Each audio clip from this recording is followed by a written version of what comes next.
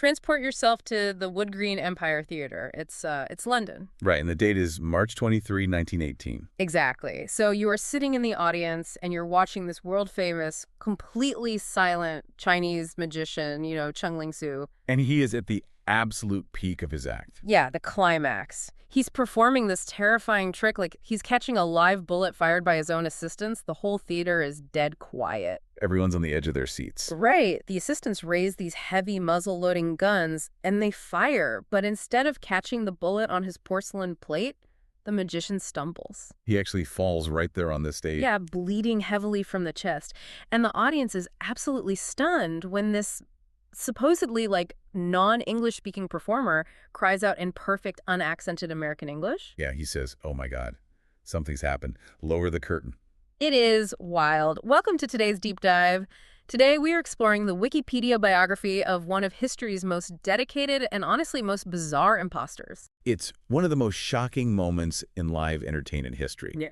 I mean, in a single second, the illusion shattered, and a decades-long deception just completely unraveled. Right in front of a live audience. So we are going to unpack how a kid from New York pulled off one of the greatest deceptions in show business history. Oh, the lengths he went to for fame are just incredible. We'll explore his messy double life behind closed doors and that fatal, entirely preventable mistake that brought the curtain down for good. So let's start at the beginning. Who was this guy really? Well, the man the world knew as Chung Ling Soo was actually William Ellsworth Robinson. Okay. He was born in 1861 in Westchester County, New York, and his parents were actually of Scottish descent. So totally not Chinese. Not even close. Right. But to really understand why William was capable of such a monumental deception, you have to look at his childhood. Yeah, his environment growing up. Exactly. His father, James Campbell Robinson, was a performer in mid-19th century minstrel shows. Let's pause on that minstrel show aspect for a second, because I feel like that's crucial. I mean, minstrelsy was an entire form of entertainment built on adopting deeply offensive racial caricatures. Yeah, performers literally put on fake identities and stereotypes just for laughs. Right. And his father made a living doing exactly that. Oh, totally. And he didn't even stick to just one persona. James constantly shifted his own identity on stage. Like, he performed under names like Professor Campbell. Wow. Yeah, he did dialect singing, ventriloquism impersonations, and magic. So William grew up watching his dad put on and take off identities the way, normal people take off coats. I was thinking about this, and it feels like William grew up in a household where putting on a fake ethnicity for applause was just totally normalized. Right, it was literally the family business. It's like being raised in a family of con artists. The lines of authentic identity were totally blurred from day one. You're taught that reality is flexible, and the truth is just whatever you can convince the audience to believe. That's a great point. And his dad even taught him the mechanics of deception directly, like schooling him in sleight of hand and stage magic. And he was good at it, right? Oh, he was a natural. He did his first professional show by the time he was 14. Eventually, he hit the vaudeville circuit using the name Robinson, the man of mystery. But being a competent working magician wasn't enough for him. He wanted to be like a massive headliner. He wanted the wealth and the fame. But his own name wasn't drawing those crowds, so he falls back on his dad's blueprint. Borrowing other people's identities to see what sticks. Exactly. So in 1887, he started copying the act of this famous German magician named Max Alzinger. Okay. And Alzinger was highly successful doing these black art illusions, but he did them under a fictional Middle Eastern persona called Ben Ali Bey. Wait, before we go further, what exactly is a black art illusion? It's actually a brilliant piece of theatrical engineering. So the stage is completely draped in non-reflective black velvet. And the magician's assistants are dressed entirely in black velvet too, including hoods over their faces. Oh, I see. Yeah, so when the stage is lit very specifically, the audience cannot see the assistants at all against the black background. Wow. Okay. So when these invisible assistants hold up brightly colored props, those objects just look like they're floating magically in midair. Exactly. It requires meticulous lighting and staging. So William sees this German guy doing these complex illusions under a fake Middle Eastern name and just decides, I'm going to steal the entire package. Yeah, he renames himself Ahmed Ben Ali and just lifts the act wholesale. That's so bold. And because Alzinger never toured the U.S., American audiences had no idea William was just doing a cover act. He was passing off another man's invention as his own. So we're seeing a very clear pattern here. Yeah. He has incredible technical skills. I mean, he even worked behind the scenes engineering complex mechanical illusions for massive stars of the era like Alexander Herman and Harry Keller. Right, he was a master mechanic. But he is fundamentally a background player, a mechanic for other people's glory. He's craving the spotlight. Yeah. And from the sources we're looking at, the catalyst that pushed him into full-blown madness wasn't just ambition. It was petty, bitter revenge. Oh, absolutely. Oh. So by 1896, William had struck out on his own again. At this time, there was a genuine Chinese stage magician touring the States named Ching Ling Foo. And Foo was a sensation, right? A massive sensation. Yeah. He was doing tricks American audiences had never seen. And as a huge publicity stunt, Foo issued a public challenge. He offered a $1,000 prize to anyone who could figure out his illusions and duplicate them. Which, I mean, was a life-changing amount of money in 1896. Thousands and thousands of dollars today. Oh, easily. And William, being a technical genius, sat in the audience, watched Foo's act, figured out exactly how the illusions worked, and officially accepted the challenge. He wanted that money. He wanted the money and the recognition, but Foo completely dismissed him. Like, he flat out refused to even meet with William. Really? Foo claimed that William had supposedly accepted a previous challenge and lost, so he wasn't worth the master's time. Wow, put yourself in William's shoes for a second. You can just feel the emotional texture of that rejection.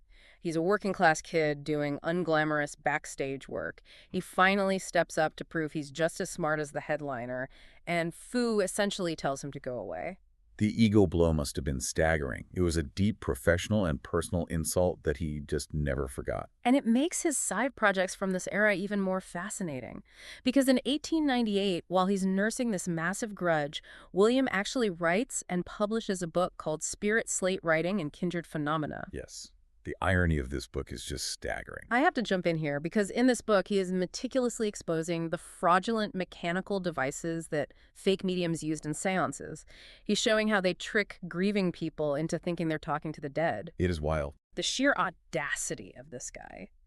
He writes a book positioning himself as an ethical truth teller, shining a light on the frauds of the spiritualism world, right at the exact moment he is quietly plotting the most elaborate fraudulent identity of the century. It perfectly highlights the intense compartmentalization in his mind. To William, the mediums were exploiting people's grief, which crossed an ethical line for him. Right. But what he was planning to do was theatrical entertainment. In his view, that justified any level of deception. That is quite the mental gymnastics. So his festering resentment toward Ching Ling Foo finally finds an outlet around 1900. Yeah, a Parisian agent was desperately looking for a Chinese magician to perform at the Folies Bergère. And William sees the opening. This is his chance for career advancement and, a very specific way to stick it to Foo, so he completely reinvents himself. And we aren't just talking about putting on a new jacket. He shaves off all his facial hair. He grows a queue that's the traditional long braided hairstyle. He darkens his skin with grease paint. He puts on traditional Chinese robes. He initially calls himself Hop-Sing Soo, and it is an instant hit in Paris. It was so successful that he begins refining the persona for a move to London. And that's where he changed his stage name to Chung Ling Soo. Notice how closely that mimics his rival, Ching Ling Foo. Oh, it's his direct, undeniable, almost mocking ripoff. It's so blatant. It really is. And he doesn't just steal the name and the look. He invents an entire cinematic backstory for the press. Right. He tells journalists he's the orphan son of a Scottish missionary and a Cantonese woman. He claims he was taken in by an ancient Chinese magic master named He, who supposedly taught him all the ancient mystical arts. And he committed to this fictional life with a terrifying level of discipline. Once he became Chung Ling Soo, William Robinson ceased to exist in public. He never spoke English on stage, did he? Never. He would occasionally use a few carefully rehearsed words of broken English, but that was it. Even dealing with the press or negotiating contracts, he always used a hired translator. I mean, imagine for a second that you can never speak your native language to your coworkers, to journalists, or even just walking down the street for almost 2 decades. It's exhausting just thinking about it. The sheer mental bandwidth that requires is staggering. Every single interaction is a performance. If you bump your knee, you can't curse in English. If you get sick, you have to moan in character.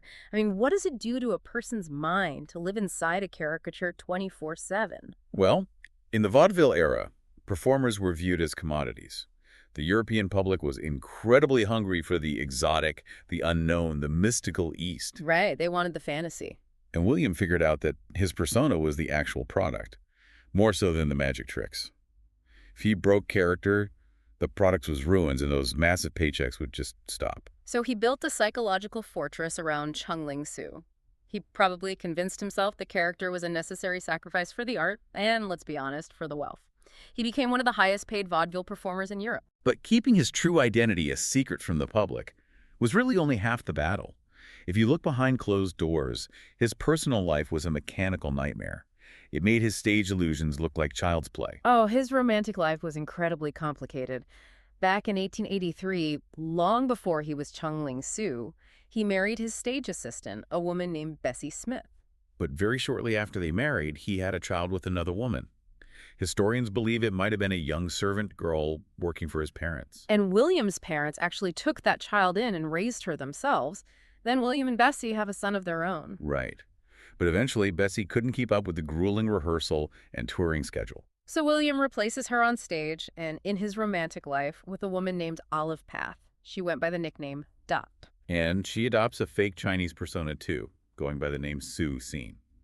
The public absolutely believes they are a married Chinese couple touring together. But they couldn't legally get married, right? Because of his Catholic background and the intense social stigma of the era, William never actually divorced his first wife, Bessie. Exactly. He and Dot just pretended to be married for 20 years. It's unbelievable, but wait, it gets even more complicated. While he's pretending to be married to Dot, who's pretending to be his Chinese wife, William starts another completely separate family with an English woman named Lou Blatchford. Yeah, he has 3 children with her, keeping them tucked away in a house in a London suburb, and he just visits them between tour dates. And Dot eventually finds out about the second family, but she chooses to stay and continue the charade, mostly because the act was just so highly lucrative for both of them. I mean, he built his life like a submarine with faulty bulkheads. He had the stage wife in one compartment, the secret English family in another, the fake ethnicity in a third. Right. If one door swung open, the pressure would crush the whole vessel. The logistics of just managing the finances and travel for all these different factions of his life would have been a full-time job. It's an absolute miracle the pressure didn't crush him years earlier, especially when you consider that his greatest rival was actively trying to sink him. Yes, that brings us to the breaking point in 1905. William is performing as Chung Ling Soo in London at the Hippodrome. And the original guy, Ching Ling Foo, gets booked at the Empire Theater just down the street. Ching Ling Foo quickly realizes that this massive star, Chung Ling Soo, is actually William Robinson, the American backstage mechanic he snubbed a decade ago. And Foo is out for blood. Oh yeah, he publicly calls William an imposter in the newspapers. Foo's promoters announce they will duplicate all of Chung Ling Soo's illusions to prove who the real master is. They challenge him to a massive public press conference to expose him once and for all. This should be the moment it all falls apart. The gig should be up. It really should have been. William accepts the challenge. They're supposed to meet. The press is gathered. But then something absolutely fascinating happens. What? Ching Ling Foo realizes that the British press completely does not care about William's real identity. They just didn't care. Not at all. The journalists liked the show. They liked the mystery of Chung Ling Soo. The illusion was far more entertaining to them than the mundane reality of a guy from New York. Wow. When Foo realized that exposing the truth was going to ruin his rival, he backed out of the press conference in embarrassment and left town a few weeks later. And William's show just ran for months. The public had essentially given him a free pass to keep lying to them.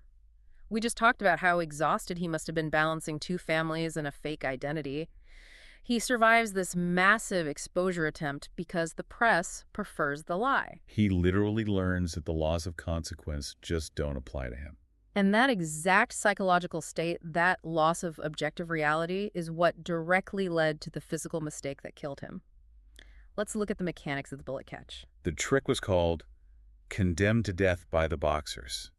It was a dramatic variation of the classic bullet catch, which has always been one of the most dangerous illusions in magic. Okay, so how did it work? His assistants, dressed as boxer rebels, would take heavy, muzzle-loaded guns onto the stage. The audience was invited up to mark the bullets, proving they were real lead. The guns were supposedly loaded, aimed directly at William's chest, and fired. And through sleight of hand, William would appear to catch those marked bullets out of thin air and drop them onto a plate. I'm I'm genuinely confused by this. If the audience is marking real bullets and putting them in real guns, how is he not dying every single night? Was he wearing some kind of early bulletproof vest? No vest at all. The trick relied on brilliant mechanical engineering and misdirection. When the audience members handed the marked bullets back to William, he palmed them. Oh, he secretly held them in his hand. Right, he never actually dropped them down the barrels of the guns. The guns themselves were custom rigged. How so? Well, in a normal muzzle loader, the gunpowder explodes in the barrel and pushes the bullet out. In William's guns, there was an extra hidden steel barrel brazed onto the weapon. So it's basically a fake gun built around a real gun? Precisely. When the assistant pulled the trigger, the flash of the gunpowder was diverted into a hidden chamber below the main barrel. Okay. So it made a loud bang and a big puff of smoke, making it look and sound exactly like the gun had fired normally. But the main barrel, where the real bullet would sit if it had actually been loaded, was never meant to ignite. The explosion happened safely in the empty chamber, but engineering requires maintenance. And this is where the story turns incredibly dark. Yeah. Proper maintenance of these old-style guns meant using a screw rod to draw out the unused powder and clean the barrel thoroughly after every single show. But William stopped doing that. To save time, he just started dismantling the breeches of the guns to empty them. Because he wasn't cleaning the flash channel properly, a residue of unburned gunpowder began to build up inside that hidden diversion tube. Night after night, layer upon layer of highly flammable powder gathered in the very mechanism designed to save his life. That brings us back to that night in March 1918, March 23rd. During the performance, an assistant loaded a real bullet into the main barrel. Wait, why a real bullet? This was just for show, to tamp down the powder, fully expecting that the hidden chamber would fire instead, as it always did. Okay, I see. But because of that massive buildup of unburned gunpowder residue, the flash from the trigger didn't just ignite the blank charge. It traveled up the channel of residue and ignited the main charge directly behind the real bullet sitting in the main barrel. The rigged gun became a lethal weapon again. The gun fired exactly the way a real gun is supposed to fire. The bullet struck him square in the chest, piercing his lung. He falls, breaks his 18-year silence, and speaks his final words in perfect American English. He died the next morning in the hospital. And the official inquest ruled it accidental, a verdict of misadventure, after they dismantled the guns and found the flaw. Looking at everything we've discussed, was this fatal error a result of sheer hubris or just pure exhaustion? It is the ultimate collision of both. I mean, when someone lies about their core identity for 18 years and the public actively rewards them for it, they lose touch with objective reality. Right. He survived Ching Ling FooThe's exposure because the press didn't care about the truth. He learned that the laws of consequence didn't apply to him. Therefore, it makes perfect psychological sense that he stopped respecting the laws of physics and gunpowder, too. He was so completely consumed by managing his secret families and his fake persona that he neglected the literal nuts and bolts keeping him alive. The lie didn't kill him. The reality he neglected killed him. And the aftermath is just as fascinating. Yeah, when he died, the public was absolutely shocked to find out he wasn't Chinese. The magic community knew, of course, but the public felt totally betrayed. It's interesting to look at how other magicians viewed it. Will Goldston, a prominent magician of the era, commented on the whole Chung Ling Soo phenomenon. What did he say? He noted that the public never seriously questioned William's identity because he gave them exactly what they wanted to see, rather than the truth. William understood that people don't go to the theater for reality. They go to see their own fantasies confirmed. He gave them the exotic mystery they craved, and in return, they gave him the fame he was desperate for. It really forces us to think about the complicity of the audience. A deception of that magnitude only works if the people being deceived are somewhat willing participants. Right. They didn't want him to be William Robinson, the backstage mechanic from New York. They wanted the ancient master, Chung Ling Soo. That leaves us with a final thought to mull over. Yeah. It is so easy for us to look back at audiences in 1918 and think, wow, how gullible were they? How did they not see through the grease paint and the completely fabricated backstory? Right, we think we'd be smarter. Exactly. But in today's era of highly curated online personas, social media filters, and totally invented digital lives, are we really that different? Are you really any better at spotting the truth? Or are we all just performing our own version of Chung Ling Soo, hoping the audience never looks behind our curtain? The technology changes, but the human desire to project an idealized image and our immense willingness to believe in the idealized images of others never really goes away. You break your arm, and the X-ray gives you absolute clarity.